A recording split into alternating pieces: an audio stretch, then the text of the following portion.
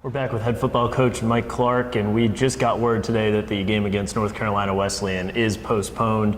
It had been pushed back a week due to Hurricane Florence, originally scheduled for Friday, moved again to Saturday when it looked like North Carolina Wesleyan wasn't going to be able to resume classes, and now with some travel difficulties there, the game has been postponed for now. So that is messed up a little bit your schedule with the bye week, where we're expecting to have a bye week now before conference play. Instead, you'll have 2 weeks off, or 3 weeks in total between games, but also you've been practicing the last 2 weeks thinking you were going to have a game. So how has all of that affected your preparation? I mean, it's been a challenge. But first off, I'd really like to thank our administration, Coach Kendall in particular, because we had to present about 3 different plans to people here to try to reschedule this game that went through the process and got approved, but ultimately the decision, it wasn't ours to make. The people at Wesleyan, I think it was more of an issue of them being able to get people back on campus in time to make game preparation for this Saturday. And when we got the call this morning, they hold the cards and they said this isn't something we're going to be able to do. It's been a bit difficult on our players, but I think this is a time where problems are relative. I mean, certainly the problems they're dealing with down in North Carolina are much different than what we're dealing with up here. And I think we just got to make the best of it. We don't control a lot of things, but we also kind of control our response.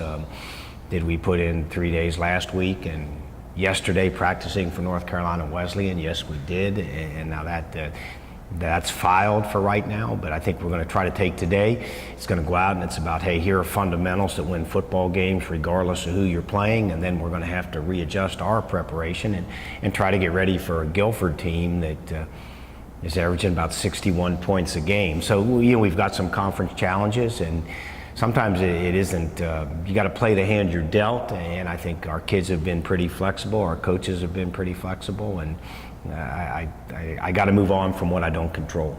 Now, we haven't talked yet about your last game, which was a 35-23 loss here against Stevens, and certainly from an outsider perspective, I think I left more encouraged from that game than most losses. They were clearly a team that would rank up there with some of the top squads in the ODAC.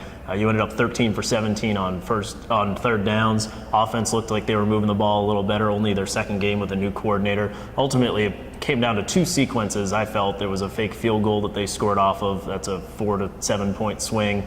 And then in the second half, you were driving, got across midfield in 2 plays, fumbled, lost it, and then they converted a tough 3rd and long on a broken play and scored in 5 plays. And it seemed like those 2 sequences really were the whole difference, and otherwise you really stood up well to a tough opponent. Well, I think they were a good opponent. They had a quarterback that was experienced. He was a 5th-year senior that was a 3-year starter, and he shows up here with 6,000 yards passing, and he played to a very high level.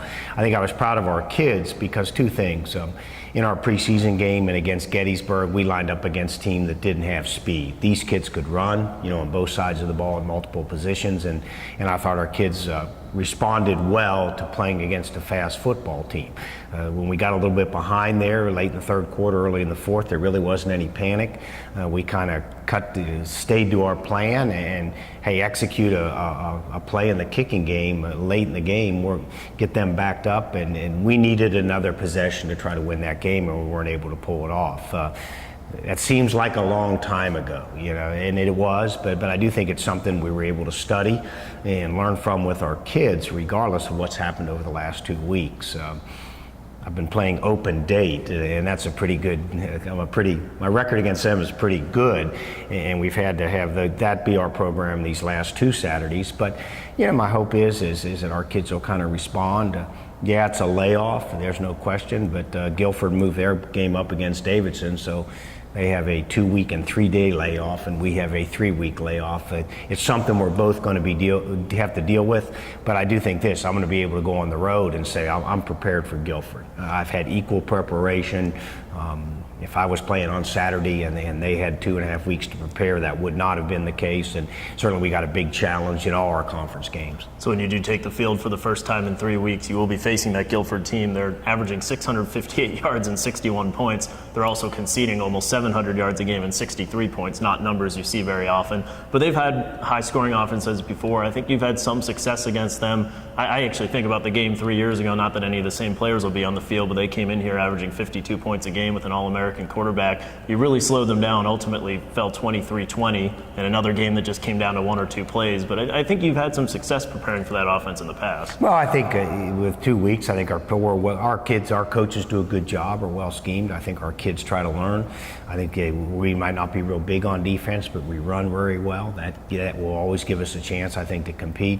But I also, moving into the Guilford game, as you mentioned, going back to the Stevenson game, I think when you put them on film, are we going to have to play well to win? Yes. And by the same token, when you go out on a game and somebody is your equal, and we are to a certain extent. Yeah, we were picked last and we might be the underdog, at least on paper, but I think where we have to be prepared is that we're going to play a lot of games that are going to be like Stevenson's. It's going to be about 2 sequences. It's going to be about 1 big play at a big time. And to do that, it's going to take great concentration and great preparation. I think the ODAC can be a poor man's NFL. There might not be a great team in it, but there's not a bad one. And the team that wins are the teams that are going to be able to go out and play for 60 minutes and concentrate. And when that 1 big situation or that 1 big play shows up, they're ready for it. And that's the MO we're going to have to take moving forward.